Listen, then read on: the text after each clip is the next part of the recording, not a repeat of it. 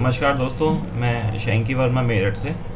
और आज हम देखते हैं मार्ग में बहुत बार हमारे को एक इशू आता है कि या से हमारे सिस्टम की अगर विंडो ख़राब हो जाती है या फिर हमारे को अपना सॉफ्टवेयर अपने पुराने सिस्टम से निकाल के अपने नए सिस्टम या लैपटॉप में डालना है। तो उस तरीके कैसे हम अपना सॉफ्टवेयर का डाटा अपना किस तरीके से कॉपी कर सकते हैं और दूसरे सिस्टम में हम उसको कैसे चलाना है, तो उस प्रोसेस को आज हम अपने सिस्टम पर देख लेते हैं। तो आपका जो सॉफ्टवेयर चल रहा होगा, जिस सिस्टम में चल रहा होगा, आप देखेंगे यहाँ पे डेस्कटॉप पे ना एक मार्क का आइकन आ रहा होगा। जब आप इस पर राइट क्लिक करके एक ऑप्शन आएगा यहाँ पे ओपन फाइल लोकेशन के नाम से। तो जब आप इस पर क्लिक करोगे तो आपको इस सॉफ्टवेयर की लोकेशन दिखा देगा कि आपका सॉफ्टवेयर कहाँ पे इंस्टॉल है। जैसे मेरा दिस पीसी में ई ड्राइव में मार्ग ERP बेसिक के नाम से एक फोल्डर है जिसके अंदर मेरा सारा सॉफ्टवेयर चलता है। तो आपको करना है क्या है, इसको बंद कर देते हैं। लोकेशन देखने के बाद में हम जाएंगे यहाँ से दिस पीसी में, यानी कि अपना माई कंप्यूटर खोलेंगे, ई ड्राइव खोलेंगे और यहाँ पे मेरा फोल्डर आ रहा है मार्क बेसिक के नाम से, जो हमने अभी देखा था लोकेशन जो चेक करी थी। ये आ रहा है मेरा फोल्डर। इस फोल्डर के अंदर मेरा पूरा सॉफ्टवेयर चल रहा है। अब मेरे को करना है क्या है, इस यहाँ पर राइट क्लिक करना है। जब भी आप सॉफ्टवेयर का डाटा कॉपी करें तो आप नीचे देख लीजिएगा कि नीचे आपका कोई सॉफ्टवेयर खुला हुआ तो नहीं है। अगर आपका सॉफ्टवेयर खुला हुआ है तो पहले आप उसको बंद कर लीजिएगा, उसके बाद में आप डाटा कॉपी करना।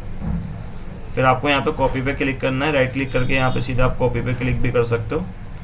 इस तरीके से आपके पास कॉपी का ऑप्शन आ जाएगा। कॉपी पे क्लिक करना है। फिर आपको दोबारा दिस पीसी में जाना है। अब आपको अपनी एक पेन ड्राइव लगानी है सिस्टम में। पेन ड्राइव लगाने के बाद में आपके पास एक एक्स्ट्रा डिस्क और आ जाएगी यहाँ पे, उसमें जाना है आपको।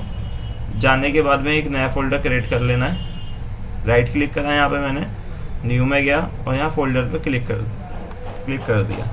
फोल्डर का नाम लिख दिया मैंने मार्क बैकअप, एंटर करा। फिर यहाँ पे राइट क्लिक करा। यहाँ पे आप क्लिक करोगे तो एक ऑप्शन आ जाएगा पेस्ट का। जब आप पेस्ट पे क्लिक करोगे तो अब क्या होगा कि आपका जो सॉफ्टवेयर है वो आपके सिस्टम में से कॉपी होकर आपके पेन ड्राइव में कॉपी हो जाएगा, पूरा पेस्ट हो जाएगा। कॉपिंग चल रही है इस समय। और बस आपको उसके बाद अपना ये फोल्डर निकालना है, वो सॉरी पेन ड्राइव अपनी निकालनी है। पेन ड्राइव निकाल के नए पीसी या डेस्कटॉप में लगानी है। लगाने के बाद सेम ऐसी इसी को आपको कॉपी करके अपने डी ड्राइव में, ई ड्राइव में, एफ ड्राइव में, जो भी आपके पास ड्राइव है, अदर ड्राइव में डालना है। जिसमें विंडो है या सी ड्राइव में जिसमें विंडो है, उसमें विंडो वाले में नहीं डालना है आपको। डालने के बाद में ये आपका फोल्डर कॉपी हो जाएगा इस तरीके से। नए सिस्टम में कॉपी कर लिया। कॉपी करने के बाद आपके पास क्या है कि आपको डेस्कटॉप पे यहाँ पर सपोज आइकन नहीं आ रहा आपको, अब आपका उसको आइकन भी बनाना है। तो जो हमने डाटा अपना कॉपी करा, जैसे मैंने जी ड्राइव में अपना कॉपी करा, कॉपी करने के बाद में मैं अपने मार्क फोल्डर के अंदर गया।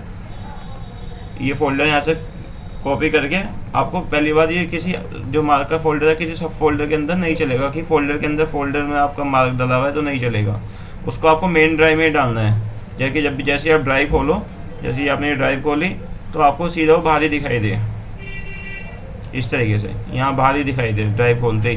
तो आप यहाँ राइट क्लिक करके उसको पेस्ट कर देना, तो एक इस तरीके से आपका फोल्डर यहाँ बन जाएगा। अब मेरे को बाहर उसका आइकन चाहिए तो इस फोल्डर को खोलेंगे। खोलने के जब यहाँ से नीचे की तरफ चलेंगे तो एक आइकन आ रहा होगा आपका मार्क विन के नाम से, कुछ इस तरीके से एक मार्क का आइकन आपका आ रहा होगा। इस पर आपको राइट क्लिक करना है। राइट क्लिक करने के बाद में आपको जाना है यहाँ पे, इस पर आके राइट क्लिक करेंगे।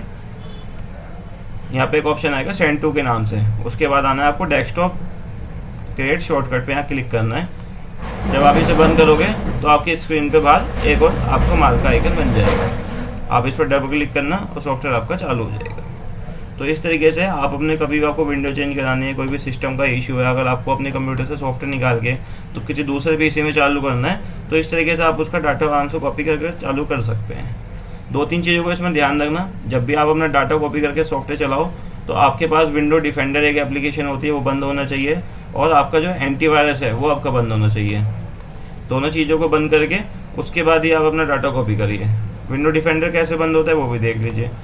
यहाँ मैंने सर्च करा विंडो, सर्च में जाकर आपको सर्च करना है, सॉरी कंट्रोल पैनल सर्च कर लेना आप, क्योंकि ये ऑप्शन आपको हर विंडोज़ में मिल जाएगा।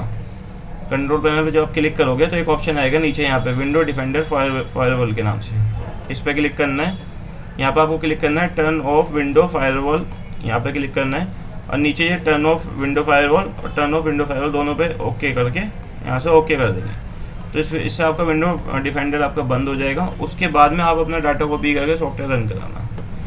इतना प्रोसेस करने के बाद में होगा क्या कि जब भी आप अपने सिस्टम पे जैसे सॉफ्टवेयर खोलोगे तो आपका सिस्टम ना सॉफ्टवेयर अनरजिस्टर्ड हो जाएगा। आप जैसे सॉफ्टवेयर खोलोगे तो उस पर आपका अनरजिस्टर्ड का एक कोड आना शुरू हो जाएगा, तो आप उसका एक्सेप्शन कोड लेके मेरे को भेज देना, जिससे कि हम आपका दूसरे सिस्टम में रजिस्टर्ड करा दें और आप आराम से सॉफ्टवेयर को चला पाएँ। ठीक है सर, थैंक यू जी।